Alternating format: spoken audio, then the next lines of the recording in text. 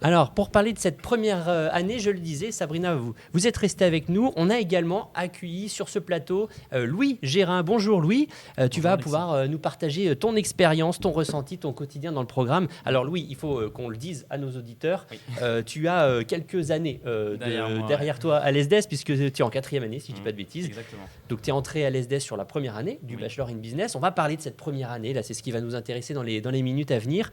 Je crois que Sabrina était déjà en poste. Elle était déjà là, oui. Déjà là.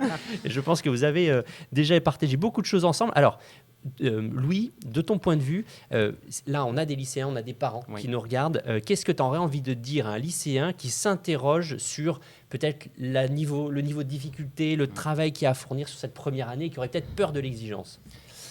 Écoute, aujourd'hui, le bachelor, comme toute formation dans le supérieur, elle va avoir une exigence certaine, effectivement. Derrière, il faut savoir que ça reste une première année. Aujourd'hui, elle est adaptée quand même pour tous les niveaux, des personnes qui viennent de lycées différents et de formations différentes. Donc le but, c'est vraiment en fait d'instaurer un cadre de travail entre eux et d'arriver à mettre le plus de monde et que tout le monde soit au même niveau à la fin de cette première année pour continuer sur les prochaines. Ok, alors bouge pas Louis, on va revenir. C'est quoi les objectifs de la première année du Bachelor in Business?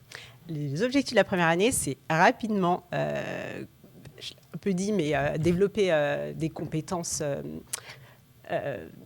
liées aux fondamentaux de la gestion, mais c'est très rapidement se professionnaliser en réalité, puisqu'on les met au mois de... là, les étudiants de première année ont terminé leurs examens la semaine dernière, donc fin novembre, et en décembre font un mois de stage. Après, vraiment, c'est de se projeter sur la deuxième année. C'est de se dire quelle spécialisation je vais choisir, puisque je découvre toutes les matières du management. Et après, c'est se dire aussi quelle mission humanitaire vais-je faire. Donc, on commence à les préparer. Et c'est également se dire quel stage je vais faire, dans quel domaine, quel secteur. Donc, c'est vraiment important sur la première année de se dire je ne sais pas encore ce que je veux faire et où je vais, mais je veux tout découvrir pour me faire une idée de la suite. Donc on voit large, la première année on voit large. C'est ça. Ok. Alors on en parlait avec Louis rapidement, il y a peut-être des étudiants qui ont une sorte d'appréhension. J'ai cru entendre qu'il y avait une transition entre ce qu'on vit au lycée et ce qu'on vit dans l'enseignement supérieur. Comment on vous a accompagné cette transition ? Alors, ils sont accompagnés très tôt par la responsable pédagogique, donc Christine Pereira, qui elle, très tôt, mène des ateliers dès la rentrée. Des ateliers qui sont comment valoriser sa fin de semaine, car il faut savoir que sur le Bachelor in Business, le vendredi est libéré, et c'est une journée qui est libérée aussi pour les diplômes universitaires de droit et de psychologie menés avec la faculté de droit et de psychologie de l'UCLI, de l'Université catholique de Lyon, pardon.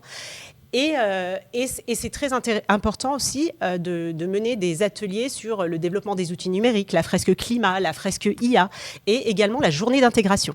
Donc, ils ont une journée d'intégration où on les emmène aussi pour apprendre à se connaître, et puis aussi pour tisser des liens et avoir très tôt une appartenance à l'école. En fait, c'est ce qui est intéressant, et peut-être Louis pourra mieux l'illustrer que moi, c'est que très tôt, on se sent étudiant de l'ESDES, on se sent appartenir à une école, à une famille, à une culture, et ça, c'est très important.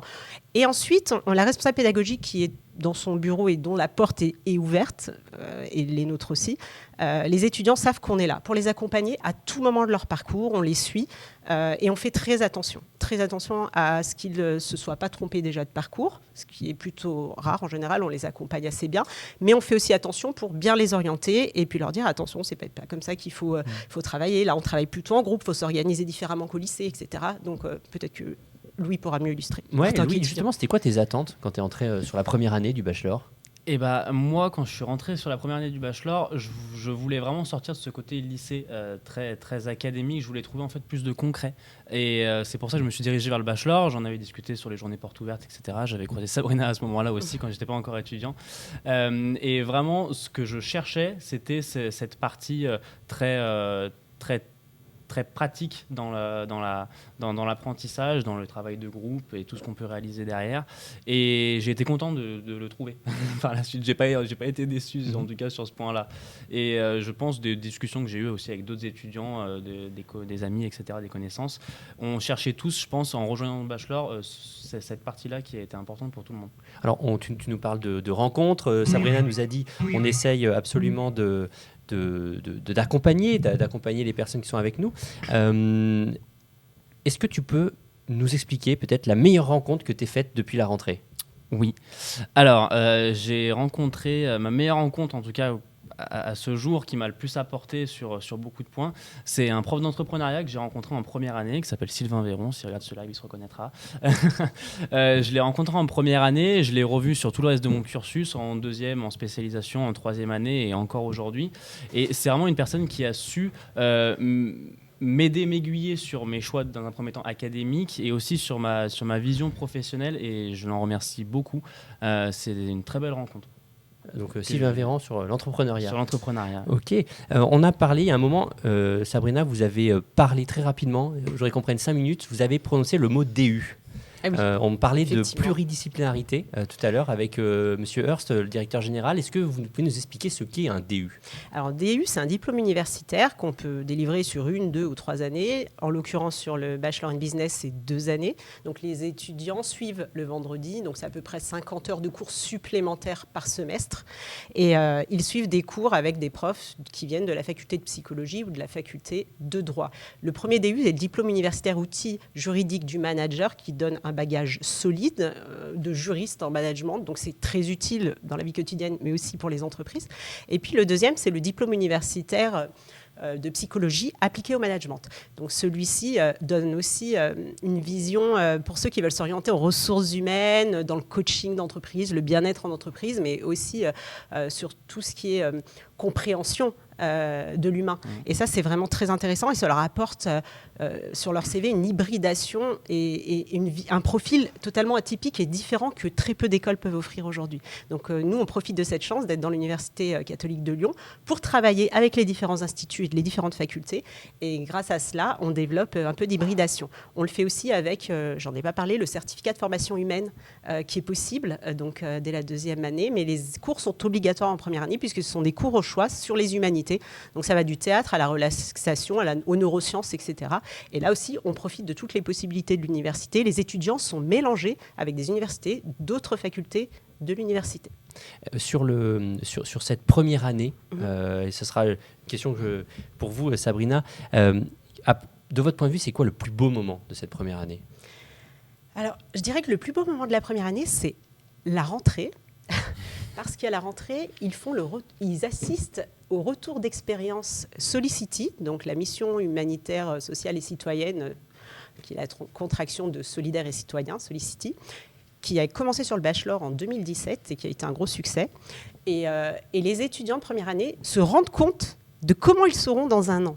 Et quand ils voient les étudiants de 2e année revenir de leur mission humanitaire et assister, on les fait même voter pour les meilleures présentations, assister à ce retour d'expérience, on est tous un peu émus du parcours et de la mission vécue, mais ils se rendent compte que dans un an, ils seront comme ces étudiants de 2e année. Et ils se disent « Waouh !» Je passe d'un lycéen à un réel étudiant de parcours supérieur qui fait une mission humanitaire, un stage et qui a une posture totalement différente. Ok. Et alors, dernière question pour conclure sur cette première année, Louis. Pour toi, dans ton vécu, alors c'était il y a quelques années maintenant, mais je vais faire appel à tes souvenirs, c'était quoi pour toi le plus grand changement quand tu es passé du lycée à la première année du bachelor ? Le plus grand changement, ça a été vraiment ce passage et cette découverte, j'ai envie de dire, du monde de l'enseignement supérieur, avec un lycée où c'est très cadré, c'est très horaire, c'est toujours on suit un emploi du temps précis.